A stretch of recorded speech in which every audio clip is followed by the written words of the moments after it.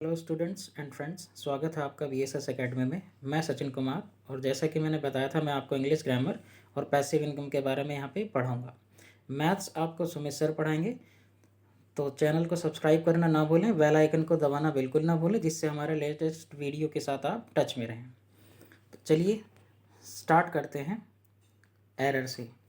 ये important errors हैं जो बैंक या SSC किसी भी एग्ज़ाम में पूछे गए हैं, और सिंपल एरर हैं, ज़्यादा इसमें कोई प्रॉब्लम है नहीं। चलिए स्टार्ट करते हैं फर्स्ट एरर से। जो फर्स्ट है error, it is not possible for me to exchange the goods once the sale has been completed. It is not possible for me to exchange the goods once the sale has been completed. आप find out कर सकते हैं इसमें। चलिए मैं answer बता देता हूँ।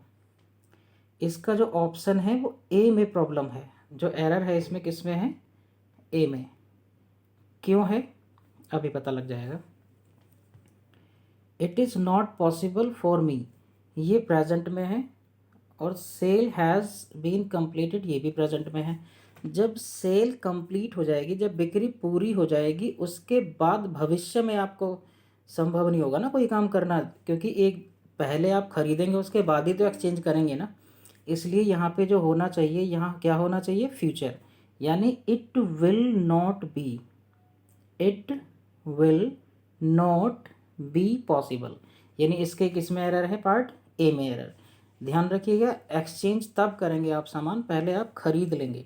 तो इसमें बस सिंपल सा ये कहा गया है कि ये मुश्किल होता होगा एक्सचेंज करना जब एक बार सामान बिक जाता है, इसलिए किसका यूज़ करेंगे हम? Will not be. Next, to transport goods by sea is cheaper than land, ये बहुत ही इंपॉर्टेंट एरर है, और ये एडजेक्टिव का एरर है, कंपैरिजन का। इसमें आप देख सकते हैं कि टू ट्रांसपोर्ट गुड्स, ये पूरा का पूरा क्या है? ये इन्फिनेटिव फ्रेज है ना। ये टू ट्रांसपोर्ट गुड्स, ये फुल इन्फिनेटिव है। To transport by sea is cheaper than the land. अब कई जगह पे आपको इसका आंसर मिलेगा कि दैन के बाद लैंड के पहले द लगा दो। वैसे तो इसका आंसर क्या है, पहले मैं आंसर ही बता देता हूँ। आंसर इसका सी है, इसके सी पार्ट में एरर है। क्यों है? देखिए, दैन कंपैरिजन करने वाला एक कंजंक्शन है, इसके पहले जो चीज़ होगी, जो पार्ट ऑफ स्पीच में कंपैरिजन होगी, उसके बाद में भी वही होना चाहिए। इसके पहले तो दे रखा है फुल इन्फिनेटिव, यानी ट्रांसपोर्ट की कंपैरिजन है। सी और लैंड की कोई कंपैरिजन नहीं है कि उसका मीडियम क्या है। टू ट्रांसपोर्ट यानी वर्ब में कंपैरिजन है, तो इसका जो राइट आंसर है वो क्या है? सी। और आंसर में होना क्या चाहिए? To transport goods by sea is cheaper than to transport it by the land, कुछ ऐसा होना चाहिए। To transport it by the land. तो पार्ट किस में एरर है? सी पार्ट में एरर है। थर्ड क्वेश्चन पे आते हैं। He was honourably acquitted from the charge. Acquit, याद रखिएगा हमेशा, एक्विट के साथ कभी भी कोई प्रिपोजिशन नहीं आता सिवाय ऑफ के। हमेशा प्रिपोजिशन इसके साथ आप कह सकते हैं ये फ्रेज है या फिक्स प्रिपोजिशन है, आप याद रख सकते हैं हमेशा क्या आना चाहिए? Of. He was honourably acquitted of the charge, उसे सम्मानपूर्वक सभी दोषों से, सभी चार्जेस से मुक्त कर दिया गया। दोष मुक्त करना या बरी करना क्या कहलाता है? दोष मुक्त करना या बरी करना क्या कहलाता है? Equity of. तो इसके साथ क्या आता है? Equity of. Next, mister Smith was accused. देखिए, ये है बरी करना, और इसका जो अपोजिट है, इसका ही अपोजिट, एक्विट का अपोजिट क्या है? एक्यूज। या आप ये कह सकते हैं कि एक्यूज का अपोजिट क्या है? एक्विट। यानी एक्यूज का मतलब क्या हुआ? दोषारोपण करना। क्या है इसका मतलब? दोष लगाना। अब देखिए, एक्विट के साथ क्या है? फ्रॉम हटा के प्रिपोजिशन ऑफ। और एक्यूज का मतलब दोषारोपण करना है, और एक्यूज के साथ भी प्रिपोजिशन वही आता है। और सिंपल चीज कितनी है, देखिए, दोनों एक दूसरे के एंटोनिम्स हैं। एक एक्विट, दूसरा एक्यूज। एक दोष लगाना है, एक दोष से मुक्त करना है, एंटोनिम्स हैं एक दूसरे के, इसलिए प्रिपोजिशन भी क्या है? इनमें कॉमन है। दोनों में क्या आना चाहिए? Preposition of. हमेशा प्रिपोजिशन ऑफ ही आएगा और कोई प्रिपोजिशन नहीं आएगा, ध्यान रखिएगा। But the court found him not guilty and acquitted him. अब आप कहेंगे सर यहाँ पे, जो यहाँ पे है आपने यहाँ पे एक्विट के साथ तो लगाया नहीं है ऑफ, आपने अभी बताया है। यहाँ पे आपने बताया एक्विट के साथ ऑफ आएगा, यहाँ पे आपने बताया है कि यहाँ पे कुछ नहीं आएगा। तो ध्यान रखिएगा, जब एक्विट के साथ, है ना, या अक्यूज के साथ प्रीपोजिशन तब आएगा ऑफ जब उस चीज को मेंशन किया जाएगा जिसका चार्ज या तो लग गया या कोई चार्ज या कोई दोष उससे हट गया। यानी इसके साथ एक्यूज और एक्विट के साथ कोई ऑब्जेक्ट में इंसान है, यानी इनडायरेक्ट ऑब्जेक्ट है। इनडायरेक्ट ऑब्जेक्ट है, ऑब्जेक्ट कैसा होना चाहिए, वो इनडायरेक्ट ऑब्जेक्ट। तो एक्विट के साथ क्या है, हिम, ये इनडायरेक्ट ऑब्जेक्ट है ना, इंसान। अगर आपको नहीं पता तो मनुष्य या लिविंग चीज कोई भी क्या कहलाती है, इनडायरेक्ट ऑब्जेक्ट। तो इनके तुरंत बाद अगर इनडायरेक्ट ऑब्जेक्ट है यानी मनुष्य वगैरह है तो कोई प्रीपोजिशन नहीं आएगा। लेकिन जैसे यहाँ पे चार्ज था और यहाँ पे क्या है, मर्डर था, जिस चीज का दोषारोपण हो रहा है या फिर जिस चीज को हम दोष मुक्त कर रहे हैं, जिस चीज से, जैसे उसे मर्डर का या उसे कत्ल का दोषी पाया गया, तो कत्ल को एक्विट या एक्यूज यानी बरी करना या दोष देने के जोड़ने से लिए हम क्या लगाएंगे, ऑफ। लेकिन उसको बरी कर दिया तो एक्विट हिम, है ना। तो सिंपल सी बात है, अगर एक्विट के बाद या अक्यूज के बाद इनडायरेक्ट ऑब्जेक्ट आएगा तो कोई प्रिपोजिशन नहीं। लेकिन जिस चीज का दोषारोपण करना है या जिस चीज को हमें जिस चीज से बरी करना है, दोष मुक्त करना है, उस चीज को जोड़ने के लिए आएगा ऑफ। ध्यान रखिएगा हमेशा ना। नेक्स्ट चलते हैं 5 नंबर पे। Considering about these facts the principal has offered him at seat. Considering about these facts the principal has offered him a seat. इसमें अगर आपको याद हो, कंसीडर एक ऐसा वर्ब है, कंसीडर एक ऐसा वर्ब है जो कभी भी अपने बाद कोई प्रीपोजिशन नहीं लेता, कोई प्रीपोजिशन नहीं लेता। यानी जिस चीज का आपको विचार करना है, यानी यहाँ पे तथ्यों पे विचार किया उसने, तथ्यों पे विचार करना है ना, तो यहाँ पे कंसीडर के बाद कभी भी उस ऑब्जेक्ट को जोड़ने के लिए नहीं आता। ये एक ऐसा वर्ब है, ट्रांजिटिव वर्ब, जो सीधे ही अपने बाद बिना प्रीपोजिशन के ऑब्जेक्ट लेगा। यानी consider plus object without any preposition, है ना। तो कंसीडर के साथ आपने फैक्ट्स को तो जोड़ दिया, लेकिन आपने गलती क्या कर दी, अबाउट लगाने की। तो ये अबाउट क्या है यहाँ पे, बिल्कुल गलत है, अबाउट नहीं आएगा। क्लियर। अब आप कहेंगे तो प्रीपोजिशन आएगा ही नहीं। मैंने भी बताया है, कंसीडर एक ऐसा वर्ब है जिसके साथ ऑब्जेक्ट आता तो है लेकिन बिना प्रीपोजिशन के आएगा। ध्यान रखिएगा, है ना। अब एक चीज और ध्यान रखिएगा, कंसीडर के साथ, कंसीडर के साथ, चलिए लिखा हुआ है कंसीडर तो, है ना, मैं तो समय बचा लेता हूँ। कंसीडर के साथ ना तो एज आएगा, बहुत इंपॉर्टेंट है, जबकि रिगार्ड के साथ आ सकता है ना। जो एज आ सकता है वो किसके साथ आ सकता है, रिगार्ड के। रिगार्ड के साथ एज आ सकता है, वो बिल्कुल सही है, लेकिन कंसीडर के साथ एज नहीं आ सकता, है ना। कंसीडर के साथ एज बिल्कुल नहीं आ सकता, कंसीडर के साथ एज गलत है। प्लस कंसीडर के साथ टू बी सीधे अगर जोड़ दें तो भी गलत है। कंसीडर टू बी या इज कंसीडर्ड टू बी सब गलत है।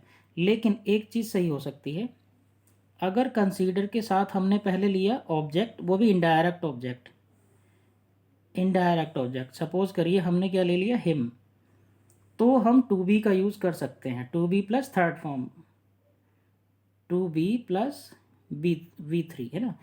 तो हम कंसीडर समवन, ये consider him, consider her, consider them, consider Sonu, consider Monu, इसके बाद ऑब्जेक्ट इनडायरेक्ट वाला, उसके बाद फुल इन्फिनेटिव यानी उसका जो पास्ट पार्टिसिपल के साथ फॉर्म है बी का, उसको यूज कर सकते हैं टू बी के साथ कंसीडर। लेकिन कंसीडर के साथ हम, कंसीडर के साथ हम सीधे सीधे टू बी का यूज नहीं कर सकते, है ना, ये गलत हो जाएगा।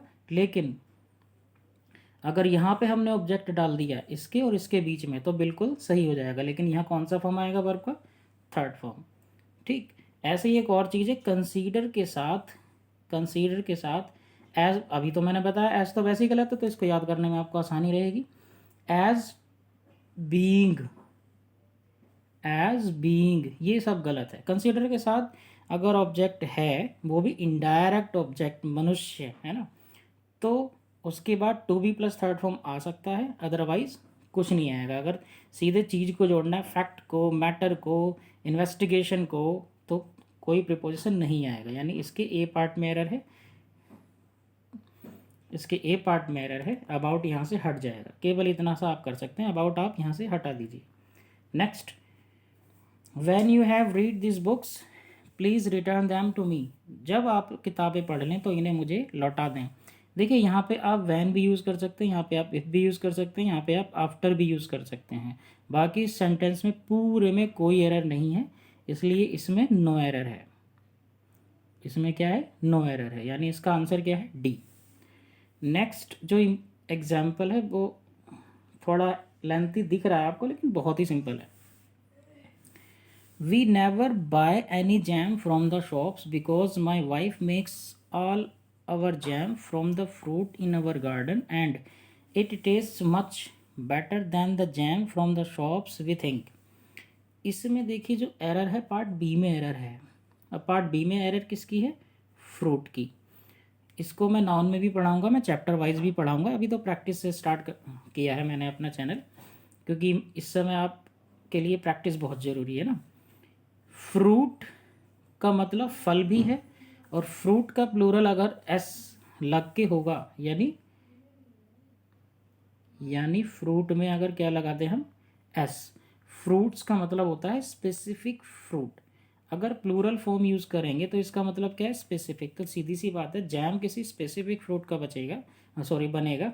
लेकिन अगर किसी से कहें कि क्या आपको फल पसंद है, डॉक्टर प्रेस्क्राइब करता है कि फल खाओ, या फल स्वास्थ्य के लिए लाभदायक होते हैं, उसके सेंस में आप नॉन स्पेसिफिक अगर होगा, जनरल सेंस में जिसको कहें, उसके लिए हम फ्रूट का यूज़ कर सकते हैं। और यहाँ पे फ्रूट्स का यूज़ ही करना पड़ेगा, क्योंकि स्पेसिफिक फ्रूट होगा उसी का तो जैम बनेगा ना। सभी फ्रूट्स का एक साथ कैसे बन सकता है ना। क्लियर? तो यहाँ आंसर क्या है? बी। आप कहेंगे कन्फ्यूज़न हुआ तो अगर आपको कोई फ़र्क नहीं पड़ता है कि कैसा है, कोई स्पेसिफिकेशन है या नॉन स्पेसिफिक दे रखा है, तो आप फ्रूट यूज़ कर सकते हैं, इसमें घबराने वाली बात नहीं है। बाकी डिटेल आपको नाउन के चैप्टर में फ्रूट में अंतर मिल जाएगा, लेकिन बस इतना ही जितना यहाँ बताया मैंने। Next, you will be tired of writing at the time you finish your research. इसकी जो पार्ट में एरर है वो है बी पार्ट में। अब यहाँ दो काम एक साथ कैसे हो सकते हैं? At the time you finish, जैसे ही तुम काम ख़त्म करते हो वैसे ही तुम थक जाते हो, ऐसे कैसे हो जाएगा? जब काम खत्म करने तक आप थकेंगे। तो ये एक वैसे भी ये बहुत ही सिंपल नियम है। यहाँ केवल आपको एट हटा के क्या लगाना है? बाय। क्या लगाना है आपको? बाय। यानी यहाँ पे एरर है। और एक चीज़ और ध्यान रखिए कि यहाँ पे दो नियम इससे याद रख सकते हैं। By the time plus by the time वैसे ही फ्रेज है जैसे इफ़ है। जैसे इफ़ कंजंक्शन है ना, कंडीशनल बनाता है। बाय द टाइम के बाद या तो प्रेजेंट सिंपल होगा यानी प्रेजेंट टेंस होगा, या फिर कोई पास्ट टेंस होगा। या तो प्रेजेंट टेंस या पास्ट टेंस, फ्यूचर नहीं हो सकता, है ना। फ्यूचर नहीं हो सकता, या तो प्रेजेंट होगा या पास्ट होगा। तो यहाँ पे देखिए, अगर आपने एट हटा दिया, क्या लगा दिया आपने? बाय। तो बाय द टाइम के साथ ये कैसा टेंस है? Present simple. और नेक्स्ट जो क्लोज है वो फ्यूचर में ही होगा, यानी by the time plus present simple, तो नेक्स्ट क्लोज किस में? फ्यूचर में। By the time plus past simple, है ना, तो नेक्स्ट क्लोज किस में होगा? पास्ट परफेक्ट में। मैं फिर से लिख के दे देता हूँ एक बार। अगर by the time plus present simple है, ये है ना प्रेजेंट सिंपल, ये प्रेजेंट सिंपल है, तो अगला क्लोज किस में होगा? फ्यूचर में। फ्यूचर में होगा। लेकिन अगर बाय द टाइम, ये बाय द टाइम है प्लस पास्ट सिंपल है, पास्ट सिंपल, तो नेक्स्ट क्लोज जो होगा, नेक्स्ट क्लोज वो किस में होगा? हैड प्लस थर्ड फॉर्म में। ये बहुत ही इम्पॉर्टेंट है, बहुत ही इम्पॉर्टेंट है ना, आप इसको याद रखिएगा, वैसे नियम है। नेक्स्ट और लास्ट एरर है, he came across with a beggar. ये बड़ा सिंपल सा है, आपको दिखेगा नहीं अगर आपने फ्रेजल वर्ब के बारे में नहीं पढ़ा है थोड़ा बहुत, या आपको नहीं पाला पड़ा है कम अक्रॉस से। कम अक्रॉस का जो मीनिंग है वो रन इनटू के सेंस में होता है, यानी अचानक मिलना। किसके सेंस में होता है? अचानक मिलना। कम अक्रॉस के साथ कभी भी विद का यूज़ नहीं कर सकते। यानी कम अक्रॉस का मतलब ही होता है किसी से अचानक मिलना से। अब से जब इसमें पहले ही मीनिंग है, ये वैसे भी ट्रांजिटिव है, जो ट्रांजिटिव फ्रेज जो अपने सीधे बाद ऑब्जेक्ट लेगा। जब इसका पहले से ही से मीनिंग लिए हुए है तो इसमें विद का यूज़ करने से कोई फ़ायदा नहीं है ना। यानी इसका जो सटीक है वो क्या है, विद को हटा दीजिए आप। ही केम अक्रॉस अ बैगर, वह एक भिखारी से अचानक मिला, या आप ये कह सकते हैं उससे रास्ते में या कहीं भी जो जहाँ भी जा रहा होगा वो एक रास्ते में भिखारी टकरा गया। इसका मतलब ये नहीं है वैसे टक्कर मार दी। टकराना का मतलब कहते नहीं कि रिश्तेदार टकरा गया, यानी मिल गया रास्ते में ना। तो उम्मीद है आपको पूरा एरर्स सारी की सारी समझ आई होंगी। आगे फर्दर अपडेट्स के लिए बेल बटन को दबाना बिल्कुल ना भूलें। तब तक के लिए take care, bye bye, stay home, stay safe.